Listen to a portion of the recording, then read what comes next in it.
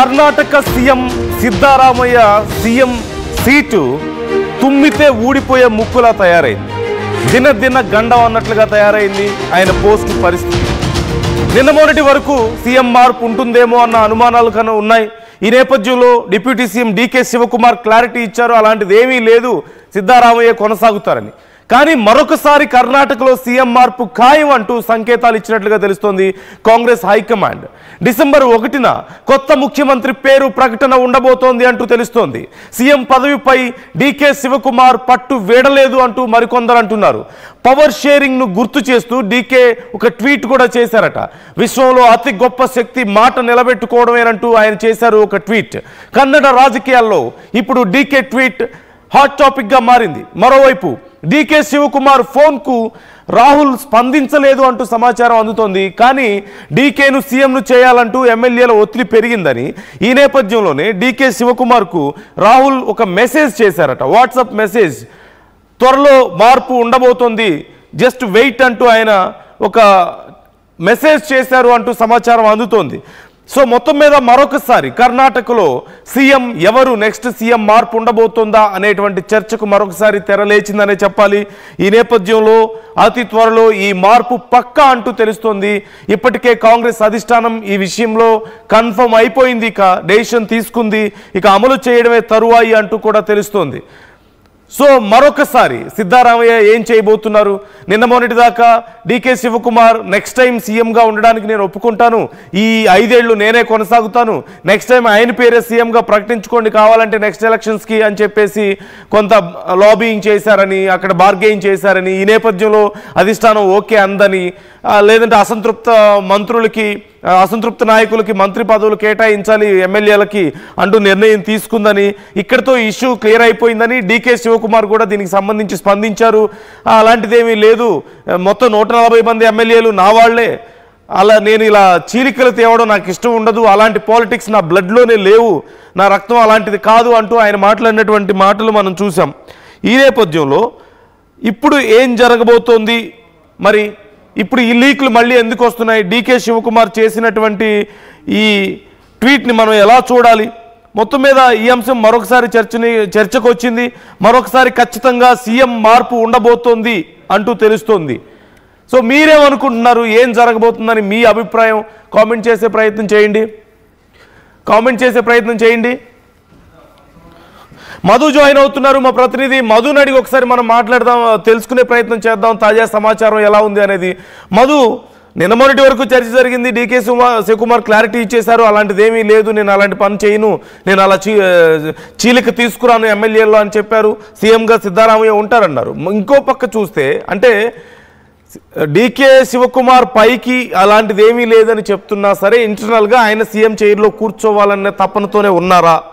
So మనకున్నటువంటి సమాచారం ఏంటి? ఆయన ఇంటర్నల్ గా స్ట్రింగ్స్ కదిలిస్తూనే ఉన్నారని చెప్పి తెలుస్తుంది. అంటే keeping one word is the greatest strength in the world అనేటువంటిది ఆయన ట్వీట్ చేశారు. World power is world power అనేటువంటిది the biggest force in the world was to keep one's word అనేటువంటి స్టేట్మెంట్ చేశారు. ఇదందరూ మనకు తెలిసిందే. అసలు కర్ణాటకలో కాంగ్రెస్ పార్టీ పవర్ లోకి రావడానికి డీకే శివకుమార్ పూర్తి స్థాయిలో సమయం కేటాయించారు. వాస్తవానికి చెప్పాలంటే ఈడీ కేసులో జైలుకు వెళ్లేసి వచ్చారు. దాని తర్వాతనే కాంగ్రెస్ పార్టీ అధికారంలోకి రావడానికి ఆయన శాయశక్తులా కృషి చేశారు అనేటువంటిది అక్కడ ఉన్నటువంటి కాంగ్రెస్ పార్టీ క్యాడర్ బలంగా నమ్ముతా ఉంది. కాకపోతే గతంలో ఉన్నటువంటి రాజకీయ సమీకరణాల దృష్ట్యా ఎక్కువగా అంటే అంత అగ్రెషన్ గా వెళ్లాల్సినటువంటి అవసరం లేదనేటువంటిది అప్పుడు సిద్ధరామయ్యను తెరపైకి తీసుకున్నారు. ఎక్కువగా మద్దతుదారులతో సిద్ధరామయ్య ముఖ్యమంత్రి అయ్యారు. పెద్ద ఎత్తున నిరసన వ్యక్తం చేశారు డీకే శివకుమార్ కి సంబంధించినటువంటి మద్దతుదారులు. అప్పుడు కర్ణాటకలో ఏఐసిసి అధిష్టానం వచ్చారు. ఒక హోటల్లో, ప్రైవేట్ హోటల్లో జరిగినటువంటి చర్చల్లో పవర్ షేరింగ్ గురించి మాట్లాడారు. అంటే 2.5 సంవత్సరాలు సిద్ధరామయ్య, 2.5 సంవత్సరాల తర్వాత మళ్ళీ డీకే శివకుమార్ కు ముఖ్యమంత్రి పీఠాన్ని అప్పజెప్పాలనేటువంటిది. అప్పటి వరకు ఆయన డిప్యూటీ ప్లస్ పిసిసి చీఫ్ గా కంటిన్యూ చేశారు కర్ణాటకకు సంబంధించి డీకే శివకుమార్ ని. ఇప్పుడు 2.5 సంవత్సరాలు కంప్లీట్ అయిపోయింది. గత కొంత రోజుల సందిగ్ధత ఉంది. ఇద్దరు ఢిల్లీ బాట పట్టారు, ఢిల్లీలో పైరవీలు చేస్తా ఉన్నారు, ఏఐసిసి అధిష్టానాన్ని కలిసే ప్రయత్నం చేశారు. ఒక సందర్భంలో డీకే శివకుమార్ ని ఏఐసిసి అధిష్టానం కలిసింది కానీ ముఖ్యమంత్రి సిద్ధరామయ్యను ఏఐసిసి అధిష్టానం కలవలేకపోయింది. రాహుల్ గాంధీ, మల్లికార్జున ఖర్గే అపాయింట్మెంట్ ఇవ్వలేనటువంటి సిచ్యువేషన్ ఈ మధ్య కాలంలోనే డీకే శివకుమార్ మద్దతుదారులు ఢిల్లీ చేరుకున్నారు. ఏఐసీసీ అధిష్టానం ముందు డిమాండ్ చేశారు. డీకే శివకుమార్ వ్యూహాత్మకంగా 5 సంవత్సరాలు సిద్ధరామయ్యనే ఉంటారు, కాంగ్రెస్ అధిష్టానం ఏం చెప్తే అదే అనేటువంటి స్టేట్మెంట్ చేశారు. మళ్ళీ ఇప్పుడు ఆయన ఈ ట్వీట్ చేశారు. ఆయన మద్దతుదారులు ఢిల్లీలో ఉన్నటువంటి సిచ్యువేషన్ క్లారిటీ వచ్చినట్టుగా తెలుస్తా ఉంది. ఏఐసీసీ అధిష్టానం December 1st కి డీకే శివకుమార్ ని ముఖ్యమంత్రిగా అనౌన్స్ చేయనున్నట్టుగా చర్చ కొనసాగుతోంది. ఈ నేపథ్యంలో ఎలాంటి పరిణామాలు చోటు చేసుకుంటాయి, అక్కడ కాంగ్రెస్ ప్రభుత్వం నిలిచే పరిస్థితి ఉందా, ఇమ్మీడియట్ గా ఒకవేళ డీకేను ముఖ్యమంత్రిగా ప్రకటన చేస్తే? ఎందుకంటే సిద్ధరామయ్య డిప్యూటీ సీఎం గా మారిపోవాల్సినటువంటి అవసరం ఉంటుంది. ఆయన ప్రమోషన్ నుంచి డిమోషన్ గా మారే సిచ్యువేషన్. కొంచెం పొలిటికల్ ఆరోగెన్సీగా ముద్రపడ్డటువంటి డీకే సిద్ధరామయ్య ఈ పరిణామాలను ఒప్పుకుంటారా, ఒక మెట్టు దిగి డిప్యూటీ సీఎం గా ఉండడానికి ఇష్టపడతారా? వీటైపోయిన చర్చ కొనసాగుతుంది. కొంత క్లారిటీ రానుంది. ఏఐసీసీ అధిష్టానం చాలా నెమ్మదిగా అడుగులు వేస్తా ఉంది. కర్ణాటకలో జరుగుతున్నటువంటి పరిణామాలకు సంబంధించి నెమ్మదిగా అడుగులు వేస్తా ఉంది. ఏం చేయాలి, ఎలాంటి పరిణామాలు ఉంటాయి, సిద్ధరామయ్య మద్దతుదారులు ఎవరు, రాజీనామా చేస్తారా, పార్టీ మారుతారా, ప్రభుత్వం కూలిపోతుందా, ఎలాంటి పరిణామాలు ఉన్నాయనేటువంటి చాలా క్షుణ్ణంగా పరిశీలిస్తా ఉంది. అక్కడ గవర్నర్ సంబంధించినటువంటి గవర్నర్ బీజేపీ నియమించినటువంటి గవర్నర్ ఉన్నారు. ఎలాంటి పరిణామాలు చోటు చేసుకోబోతున్నాయి కర్ణాటకలో అనేటువంటి ఒక ఉత్కంఠ ఉంది. డీకే ముఖ్యమంత్రి కాబోతారా, లేకుంటే మరి అధిష్టానం ఇంకా కాస్త బుజ్జగించే ప్రయత్నమే చేస్తుందా? ఈ ప్రకటన కేవలం కంటితుడుపు చర్యనేనా అనేటువంటి చూడాలి. నందు ఒక సందిగ్ధత ఉంది. కాంగ్రెస్ కి దేశంలో మొత్తం 3 రాష్ట్రాల్లోనే అధికారం ఉంది. ఒకటి కర్ణాటక, హిమాచల్ ప్రదేశ్, తర్వాత ప్రస్తుతం తెలంగాణ. ఇక్కడ మొన్న కాస్త ఇబ్బందికర పరిస్థితులు ఉంటే మొన్న జూబ్లీహిల్స్ ఉప ఎన్నికతో సద్దుమణిగింది. కానీ కర్ణాటకలో చాలా క్రూషియల్ సిచ్యువేషన్ ఉంది. 2 వర్గాలుగా విడిపోయాయి. అధికార పార్టీకి సంబంధించి డీకే సిద్ధరామయ్య గ్రూపులుగా విడిపోయినటువంటి పరిస్థితి ఉంది. ఇప్పటికే అనేక అవినీతి ఆరోపణలు. డీకే శివకుమార్ కొంచెం ఇక్కడ ప్లే చేస్తున్నారు అన్నట్టు చూడాలంటారా? ఎందుకంటే మొన్నేమో నేను అలాంటి పని చేయనన్నారు, ఇప్పుడు ఈ పోస్ట్ ఒకటి పెట్టారు ట్విట్టర్లో, ట్వీట్ చేయడం కానీ, లేదంటే ఇప్పుడు ఆల్మోస్ట్ ఆయన సిద్ధం అవుతున్నారు సీఎం పదవి కోసం, లేదంటే ఆయన అనుచరులు ఏదో ప్రెజర్ తీసుకొస్తున్నారు అనే వార్తలు కూడా మనం చూస్తున్నాం. So it's all his play అని చూడాలి మనం. ఆయన ప్లే చేస్తున్నట్లుగానే ఉందా ఇదంతా? అంటే జనరల్ గా రాజకీయాల్లో అట్లాంటి సిచ్యువేషన్ ఉంటుంది. ఈజీగా బయటికి చెప్పినట్టుగా రాజకీయం ఓపెన్ గా రాజకీయ నాయకులు చేయరు. బయటనేమో అధిష్టానం చెప్పింది ఫైనల్, అధిష్టానం ఏం చెప్తే అదే వింటాను, నేను కట్టర్ కాంగ్రెస్ అనేటువంటి స్టేట్మెంట్ కాంగ్రెస్ పార్టీ నాయకులు గతంలో చేశారు. దేశవ్యాప్తంగా అనేక రాష్ట్రాల్లో ఇట్లాంటి స్టేట్మెంట్స్ ఉంటాయి. కానీ ఇంటర్నల్ గా వాళ్ళు చేయాల్సినటువంటి రాజకీయాలు చేస్తారు పదవి కోసం.